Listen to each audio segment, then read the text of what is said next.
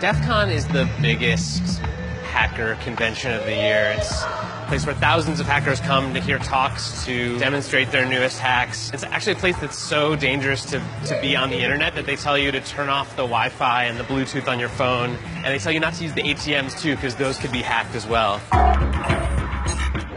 This is the DEF CON ballroom. This is sort of the main room where things are happening, and it's pretty wild. I think this is Car Hacking Village. This car is locked. Can you get me in? I'll unlock it for you. Should be good. Hacking is no longer like this fringe activity, and if you are at DEF CON, there's a good chance that you're here because you want to learn what could happen to you or your company. Anyone here first time in the SCCTF? Holy crap. I invited Chris to hack me with his team, but they're going to hack me using social engineering, which is essentially hacking without any code. They just use a phone and an internet connection. We help people with human security issues by testing vulnerabilities for like a network test, but it's for the people network. We test those vulnerabilities, see where the holes are, and then help people learn so they can patch them.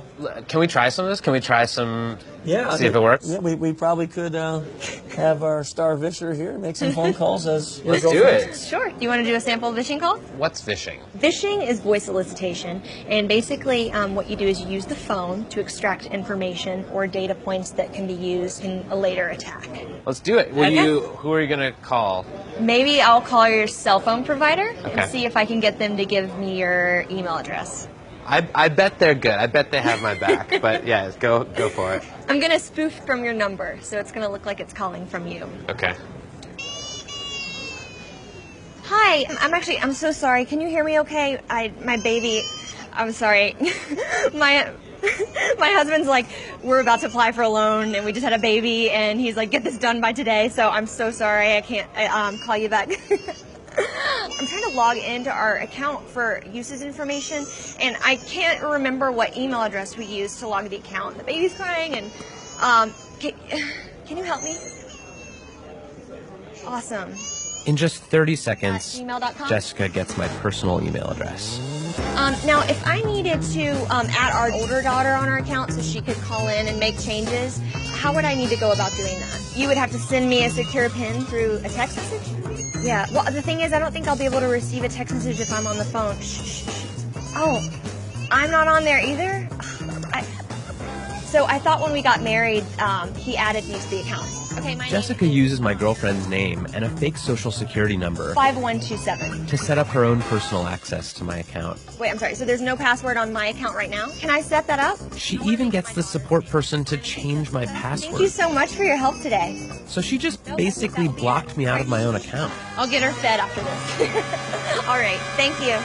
Holy shit. So they just gave you access to my entire cell phone account. You're gonna have to go on and change your password now because it's Jess, my name. And all it took was a crying baby and a phone call. Yes. I really thought that my cell phone company would protect me. I mean, like, this is the most basic stuff, and they're not doing it. And if they're not doing it, you know all these other businesses aren't doing it either.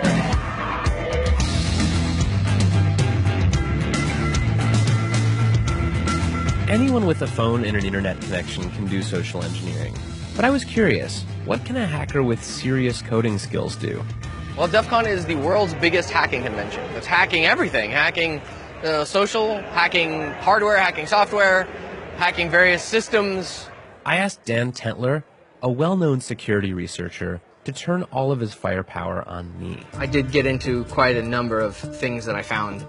So what were the first things you did? How did you start hacking me? I quickly found your Squarespace blog and had an idea. Basically what I did was created a bogus Squarespace site and sent an email to you, a phish asking you to go to this website, run this certificate installer. And I did it, because I'm an idiot. So once you ran that, it gave me access to your computer, and I created several fake pop-ups that looked like system pop-ups that would ask you for your credentials. You didn't even have to have my passwords. No, you gave them to me. I gave them to you. Yeah. So I stole your 1Password keychain. And 1Password is where I store all my other passwords. So effectively by... And your social security number and your Amex stuff and all your stock trading and bank information. I can send email to everyone in this room as you I am you right now if I want it to be. If my evilness is working correctly, it should actually be taking pictures of your desktop and pictures through your webcam every 2 minutes. And I have been watching you for about 2 days now. In coffee shops, at your mom's house, on a plane. Here's you editing stuff. There's you like. Oh my God! So this is literally every 2 minutes through my webcam. Yeah, through this guy. How badly could you have messed up my life? I could have made you homeless. I could have made you homeless and penniless. How? Like, how would you make me homeless? Like, I have control of your digital life in its entirety. I have all your credentials. I have all your access to all your financial information, all your work information, all your personal information. I can pay people with your bank account or your Amex account. I am you.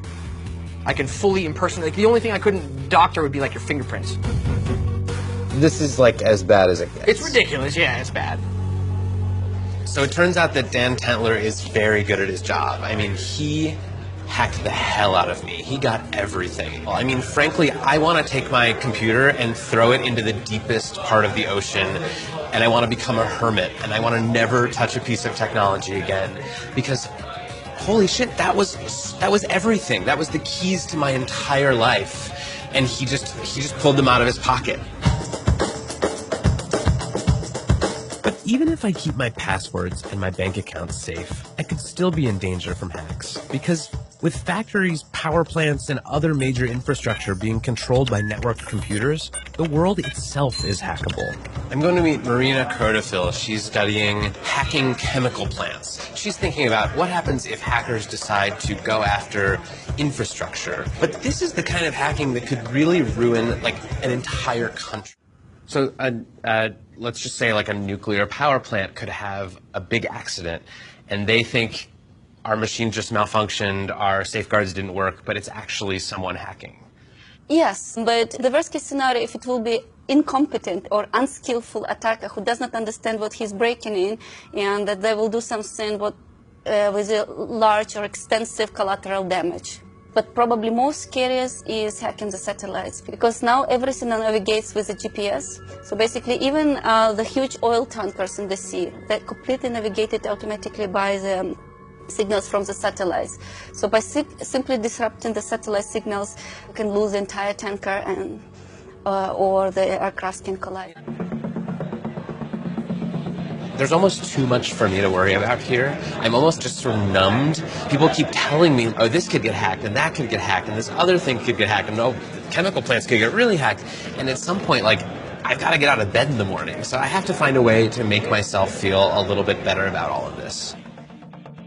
So I'm meeting Morgan Marquiboire, a cybersecurity consultant and the director of security at First Look Media, for some advice on locking down my digital life. Should I be feeling helpless, or can I help myself here? Do you worry about trained martial artists beating you up in the street? Not particularly. But you're aware that they exist. You're also aware that you probably couldn't do anything about it if one of them wanted to beat you up in the street. Probably not. Right? And I mean, you can actually possibly think about the danger that hacking poses to you right now in much the same terms. But the first step is actually thinking sanely about digital security, which most people don't do. So for instance, how do we protect our physical integrity? Maybe we don't walk down the dodgy alley at night, right? People who haven't spent any time thinking about digital security don't actually know what the dodgy alleys of the internet are. Like, should I click that link? You know, maybe I shouldn't install this software. And I thought I was pretty good. Like, I thought I was... It's tough. But chances that a skilled black hat is deciding for no reason whatsoever to attack you, I mean, it's actually reasonably small. Like, it sort of begs the question, why, right? You could hire security people to, look after your online life, but you probably don't need to do that. We used to think of hackers as being sort of fringe characters, but now when so much of our lives are lived on these connected devices, they're power brokers. They can make or break us. I'm trying to log into our account. They stole your 1Password keychain. I mean, they know more about this stuff than anyone, and that's a power that is going to become increasingly valuable.